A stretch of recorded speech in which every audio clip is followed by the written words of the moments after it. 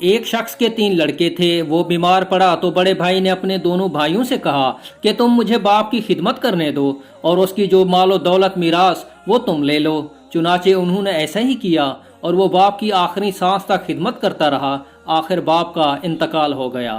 ایک رات وہ سویا ہوا تھا، اس نے خواب میں دیکھا کہ کوئی کہہ رہا ہے کہ فلاں جگہ جاؤ اور وہاں سے ایک اشرفی لے لو۔ اس نے کہنے والے سے پوچھا کہ اس اشرفی میں میرے لیے برکت بھی ہوگی؟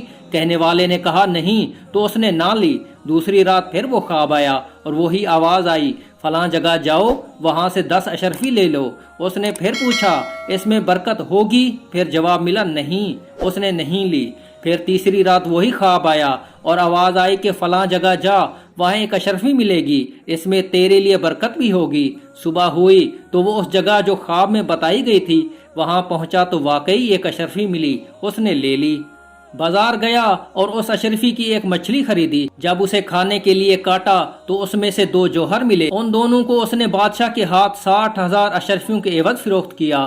اسی رات وہ سویا تو خواب میں وہی آواز آئی، لے تو نے جو اپنے باپ کی خدمت کی ہے اس کا یہ صلہ ہے۔